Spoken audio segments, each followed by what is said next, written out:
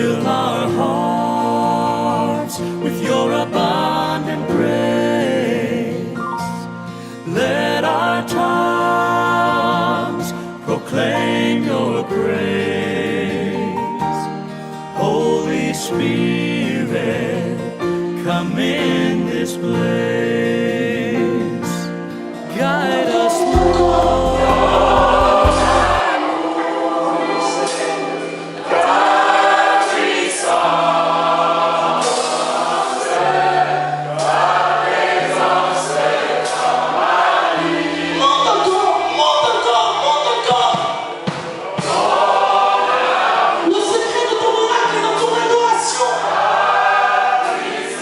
L'implication de ton cœur.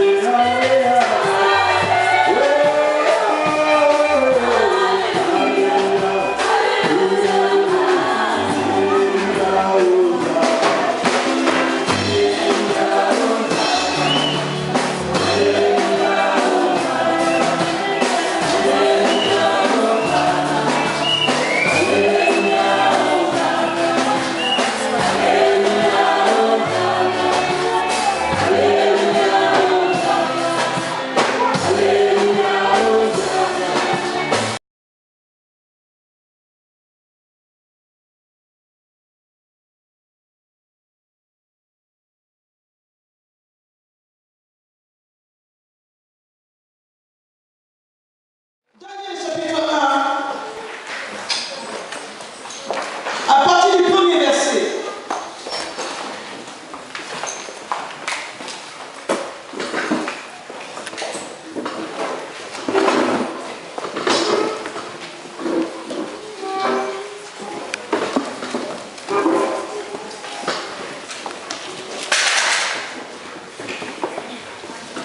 La parole du Seigneur. Pendant la 3e année du règne de Joachim, roi de Juda, le roi de Babylone, Nabuchodonosor, vint assiéger Jérusalem. Le Seigneur livra Joachim en son pouvoir et le laissa s'emparer d'une partie des ustensiles sacrés du temple de Dieu. Nabuchodonosor emmena les prisonniers en Babylonie et déposa le butin dans le temple de ses dieux dans la salle du trésor. Nabuchodonosor ordonna au chef de son personnel, Ashpenaz, de choisir parmi les Israélites quelques garçons de la famille royale ou de famille noble. Ces jeunes gens ne devaient présenter aucun défaut physique, ils devaient avoir bonne apparence, être vigoureux et être remplis de sagesse, de connaissance et de discernement, afin de pouvoir entrer au service du roi dans son palais. On leur enseignerait la langue et l'écriture des Babyloniens. Le roi prescrivit qu'on leur fournisse chaque jour la même nourriture et le même vin qu'à lui, et qu'on les instruise durant 3 ans. À la fin de cette période, ils entreraient à son service. 4 jeunes gens de la tribu de Juda se trouvaient parmi ceux qui furent choisis: Daniel, Anania, Michaël et Azaria. Le chef du personnel royal leur donna de nouveaux noms. Daniel reçut le nom de Beltassar, Anania celui de Shadrach, Michaël celui de Meshach et Azaria celui d'Abed-Nego. Daniel prit la ferme résolution de ne pas se rendre impur en consommant la même nourriture et le même vin que le roi. Il demanda donc au chef du personnel de ne pas l'obliger à se rendre impur par de tels aliments. Dieu permit que sa requête soit accueillie avec faveur et bienveillance par le chef du personnel. Toutefois, celui-ci répondit à Daniel: « C'est Sa Majesté, le roi lui-même, qui a prescrit ce que vous devez manger et boire. J'ai peur qu'il ne vous trouve pas aussi bonne mine qu'aux autres jeunes gens de votre âge, et ainsi, à cause de vous, je risquerai ma tête devant le roi. » Alors Daniel dit à l'homme chargé par le chef du personnel de s'occuper d'Anania, de Michaël, d'Azaria et de lui-même: « Je t'en prie, fais un essai avec nous pendant 10 jours, qu'on nous donne seulement des légumes à manger et de l'eau à boire. Ensuite, tu compareras notre mine à celle des jeunes gens qui consomment la même nourriture que le roi. À ce moment-là, tu agiras envers nous d'après ce que tu auras vu. » L'homme accepta cette proposition et fit un essai de 10 jours avec Daniel et ses compagnons. À la fin de cette période, on put constater qu'ils avaient meilleure mine et avaient pris plus de poids que les jeunes gens nourris des maîtres de la table royale. C'est pourquoi l'homme responsable d'eux continua d'écarter la nourriture et le vin qu'on leur fournissait. Il leur donnait seulement des légumes. Dieu accorda aux 4 jeunes gens du discernement et des vastes connaissances dans les domaines de la langue et de la sagesse. Daniel était capable en outre de comprendre les sens des visions et des rêves au terme du délai fixé par le roi Nabucodonosor pour qu'on lui présente tous les jeunes gens choisis. Le chef du personnel les lui amena. Le roi s'entretint avec eux tous, mais pas un seul ne lui parut aussi compétent que Daniel, Anania, Michaël et Azaria. Ceux-ci entrèrent donc à son service. Lorsque le roi les interrogeait sur n'importe quel sujet exigeant de la sagesse et de l'intelligence, ils trouvaient leur réponse 10 fois supérieure à celle de tous les devins et magiciens de son royaume. Alléluia. Nous voyons à quel point ce matin, avant de nous séparer, l'onction peut nous distinguer.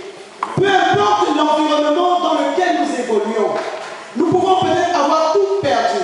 Tu as peut-être quitté ta nation, tu viens peut-être d'un pays africain où tu étais peut-être élevé, où tu venais d'une famille noble, où tu avais un nom connu, un nom célèbre. Mais tu es arrivé ici, tu es peut-être parti avec des diplômes, tu travaillais peut-être dans une fonction de responsabilité où tu avais peut-être un commerce, mais tu es arrivé ici et tu te retrouvais soit femme de ménage, soit en train de balayer les rues, soit en train d'être humilié, soit en train d'être déçu. Mais c'est une parole d'exhortation que l'Éternel nous donne ce matin, que peu importe l'environnement où tu te trouves, l'onction te suffit, tu n'as besoin de rien d'autre, tu peux avoir tout perdu, mais si tu as l'onction de Dieu sur ta vie, tout ce que tu as perdu, tu peux le retrouver, même si une terre inconnue, une terre où les gens sont en train de pleurer, il y a des esclaves, il y a des gens qui se lamentent, mais toi tu seras toujours dans la joie, parce que l'onction fera toujours la différence dans la maison de celui qui est connecté au surnaturel. Aujourd'hui, je te dis,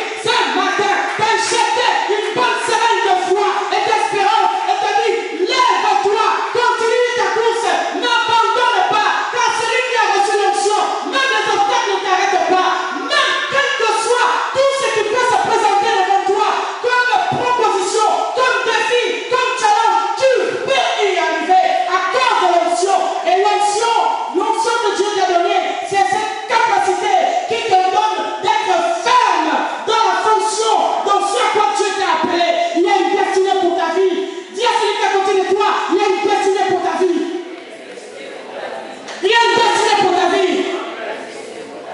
Même si tu ne vois rien, même si tu n'entends pas le vent souffler, même si tu ne vois pas la pluie, même si tu n'entends pas le bruit des tonnerres, même si tu ne vois pas les éclairs sur ton ciel et que tu vois que rien ne se passe, mais si l'onction est encore là, alors sache-le, tout peut encore recommencer.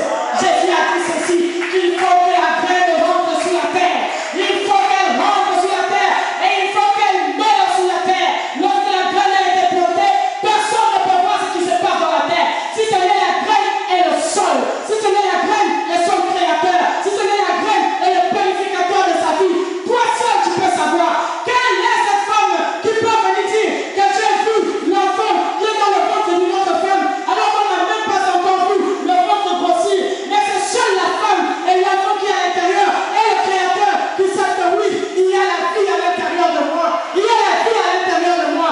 J'ai envie de te dire, peut-être que ta graine ne se voit pas encore, peut-être qu'elle est encore sous terre, les gens sont en train de t'humilier, les gens sont en train de se moquer, peut-être qu'un pays a dit, mais depuis qu'il est parti au pays, depuis qu'il est parti en Europe, depuis qu'il est parti en Europe, là, sa vie ne bouge pas, on entend toujours des mauvaises nouvelles, mais j'ai besoin que quelqu'un se lève avec la foi ce matin et dise que j'ai encore la foi, je n'ai pas tout perdu, je n'ai pas tout perdu, j'ai encore la foi.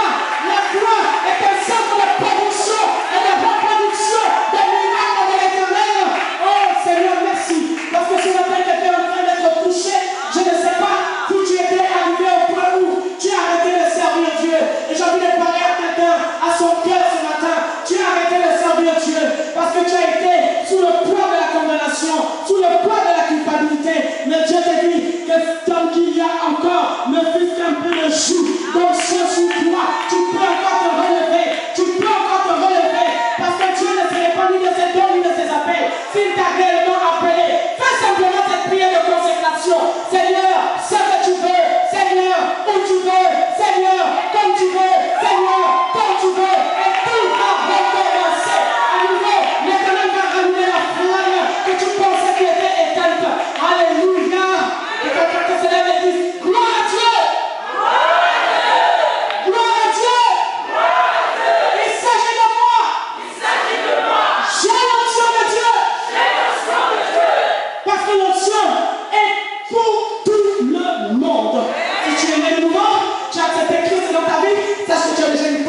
d'onction.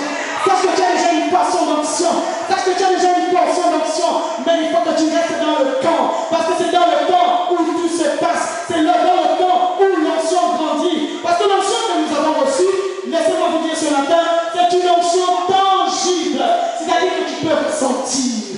Alléluia. Lorsque cette femme à la perte de sang est venue vers Jésus et qu'elle a tenu les pommes de la robe de Jésus, la Bible déclare, Jésus a senti qu'une force sortait de lui. Lorsque je priais pour certaines personnes ici qui étaient devant, je pouvais sentir qu'une force est en train de sortir de moi. Parce que l'onction, ça se ressent. Alléluia. C'est la présence de Dieu, la présence du Tout-Puissant qui agit à l'intérieur des corps, à l'intérieur des âmes, à l'intérieur des vies, à l'intérieur des esprits. Même dans tes finances, l'onction travaille. Je ne sais pas, peut-être que tu avais un business et que tu as été découragé parce que les portes ont été fermées, parce que tu as pris de mauvais associés qui t'ont trahi et qui t'ont mis sur la banqueroute. Mais j'ai envie de te dire que l'onction ne connaît pas de banqueroute, l'onction ne connaît pas de stop, l'onction ne connaît pas de blocage, l'onction ne connaît pas la sécheresse. Tout ce que l'onction connaît, c'est briser, c'est détruire, c'est réveiller, c'est percer, c'est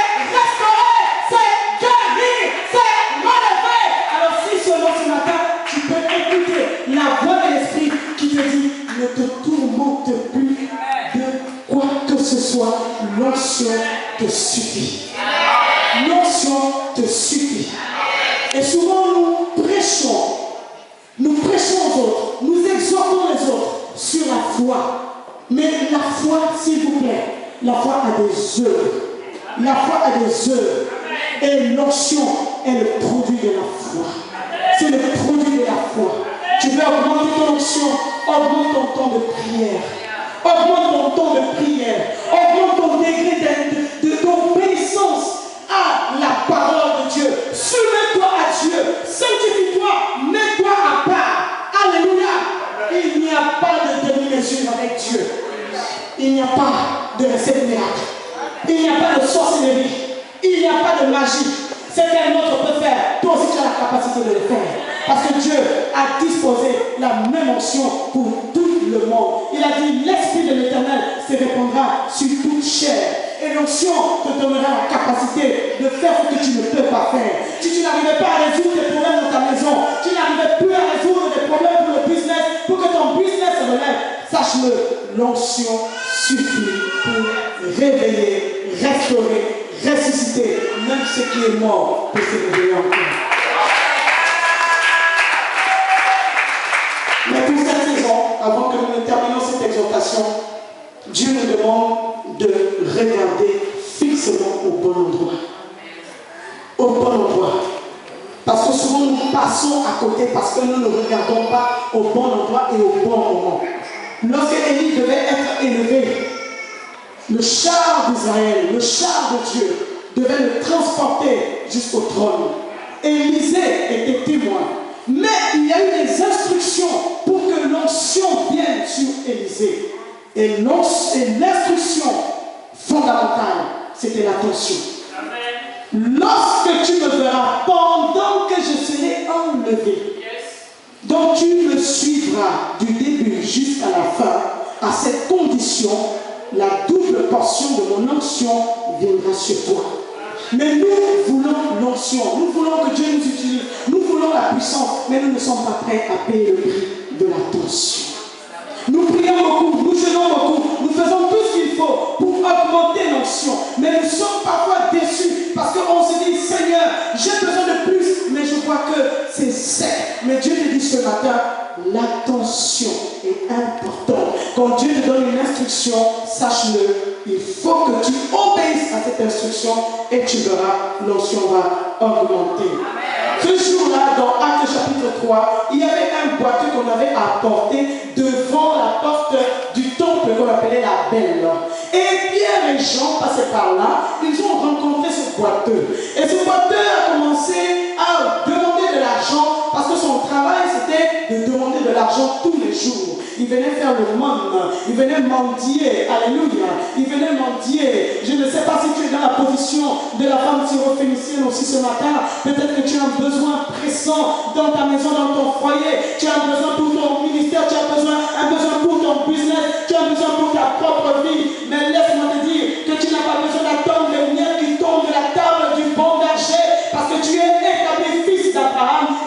fille d'Abraham, si tu es en alliance avec lui, sache que l'onction est là. L'onction est là pour pouvoir à tes besoins, pour pouvoir aux besoins des enfants. Alléluia.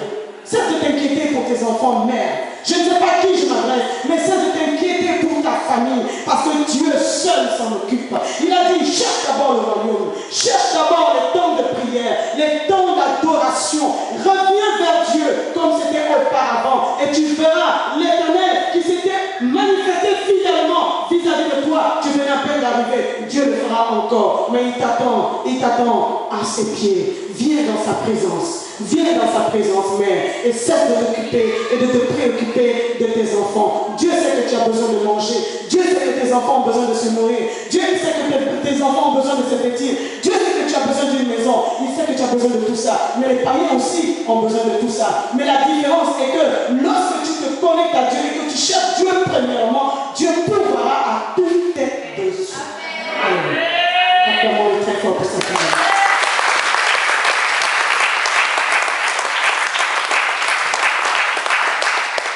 Et bien les gens donnèrent cette instruction au boiteux: fixe-nous attentivement. Et le boiteux regarda Pierre et Jean, mais il ne les regarda pas comme un incrédule. Il ne les regarda pas le cœur fermé.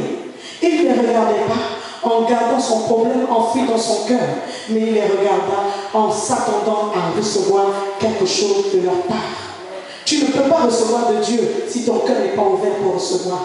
Tu ne peux pas recevoir d'un homme ou d'une femme de Dieu si ton cœur n'est pas décidé, ouvert pour recevoir de sa part. Alléluia. L'onction aime le cœur qui s'ouvre à lui. Alléluia. Mais il faut que tu sois attentif. Dis à celui qui est à côté de toi, ce mois termine, le mois d'août, jusqu'au mois d'août, sois très attentif. Et tu ne peux pas être attentif si tu restes dans la vallée, au milieu des gens qui murmurent, au milieu des gens qui parlent trop, au milieu de la distraction. J'aimerais que tu t'appelles Zachée ce matin, que tu puisses t'appeler Zachée ce matin. Tu dois te séparer de tout ce qui t'embrouille l'esprit. Tu dois te séparer de tout ce qui te dérange, qui ne participe pas à la grandeur ou la croissance de l'onction en toi. Tu dois te séparer de tout ça et aller sur le sycomore. Le sycomore qui représente l'endroit de l'adoration. Le sycomore qui représente l'endroit où on meurt dans nos habitudes. Le sycomore qui représente l'endroit où nous mourons dans notre langage. Nous mourons à façon de penser comme tout le monde. Non, moi j'ai envie, mon esprit crie au-dedans de moi. Je refuse désormais de m'appeler madame tout le monde. Refuse de t'appeler monsieur tout le monde. Refuse de t'appeler madame tout le monde. Parce que celui qui a reçu l'onction sur lui, l'onction te distingue. Demain, est différent de tous ceux qui sont autour de toi. Sois Zachée. Si je dois m'appeler ce matin Zachée, moi j'accepte de m'appeler Zachée. Parce que Zachée a choisi et il a pris la bonne décision. Il s'est séparé de tout le monde. Il est allé sur le sycomore. S'il n'avait pas pris cette décision, Jésus ne l'aurait jamais vu au milieu de cette foule. Mais il est allé au-dessus. Et quand on cherche à monter, Dieu nous voit. Lorsqu'on va sur la montagne, Dieu nous voit. Parce qu'il est le Dieu de repère. Il aime quand l'homme monte. Il aime quand l'esprit monte. Quand l'esprit crie à lui. Éternel, tu es mon Dieu. Comme nous l'avons chanté ce matin. Éternel, tu es mon Dieu. Je veux plus de ton amour, plus de ta puissance, plus de ta présence. Je veux faire ce que tu veux. Voici les prières que nous devons adresser à Dieu continuellement. Et Dieu va nous voir. Jésus a vu Zachée et Jésus lui a dit: aujourd'hui même, je rentre dans ta maison et je viendrai manger chez toi. Je viendrai manger chez toi. Zachée a reçu l'onction pour lui, mais aussi pour toute sa famille, parce qu'il avait pris une bonne décision, la décision d'être attentif. Soyez attentifs et voyez ce que l'Éternel va faire d'ici un mois. Nous allons recevoir des témoignages ici, certainement. À partir de dimanche prochain, jusqu'à fin août, nous aurons des témoignages récurrents de ce que Dieu fera dans la vie de tout un chacun. Mais ne gardez pas la vérité captive. La Bible déclare que si nous voulons vaincre le diable, nous avons deux armes très efficaces. C'est la parole de notre témoignage. C'est-à-dire ce que nous témoignons, ce que nous parlons, ce que nous prophétisons, ce que nous prêchons, ce que nous enseignons. Mais aussi, nous relatons ce que l'Éternel a fait dans notre vie. Il ne faut pas le garder pour toi, parce que ça peut être une porte de délivrance pour ton voisin. Quelqu'un est là et a besoin d'entendre ce que l'Éternel a fait dans la vie de quelqu'un, pour que lui aussi sa foi puisse se lever et lui aussi rentrer dans son miracle. Peut-être ma soeur, tu as besoin d'entendre que quelque chose s'est passé dans ta vie. Toi qui es assise là-bas, tu as un témoignage à apporter. La soeur qui a le haut rose, Ambroise, tu le vois, tu le connais, tu as quelque chose à dire de la part du Seigneur que tu retiens. Il faut le dire. Ne t'étais surtout pas. Ne gardez jamais la vérité. Ce que Dieu fait pour vous, ne le gardez jamais pour vous. Mais annoncez-le. Annoncez-le pour que ceux qui sont plus faibles soient fortifiés. Alléluia. Pour ceux qui pensent que Dieu les a abandonnés, qu'ils sachent que si Dieu l'a fait pour toi, il peut aussi le faire pour vous. Et la deuxième arme, c'est la puissance du sang de Jésus que nous connaissons tous. Nous allons donc nous lever dans sa présence maintenant. Amen. Amen. Nous allons nous lever dans sa sainte présence en gardant cette instruction de rester vraiment attentif. Fermez vos oreilles. Fermez vos oreilles si ce n'est à la voix du Saint-Esprit. Que Dieu nous parle. Que Dieu nous parle. Que Dieu nous parle. J'ai besoin que Dieu me parle. Zaché avait besoin que Dieu lui parle personnellement.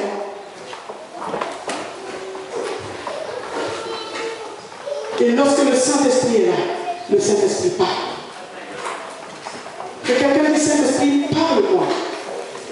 J'ai besoin que tu me parles. Je vais rester attentif jusqu'au mois d'août, jusqu'à fin août. J'ai besoin d'une intuition spéciale. Une intuition nette. Mais qui me concerne. Qui concerne ma propre vie. Qui concerne ma famille. Je veux cesser d'écouter à gauche et à droite. Mais je vais me concentrer. Et je vais être attentif. Alléluia. Fermons les yeux. Béni soient les noms, oh béni soient les noms, béni soient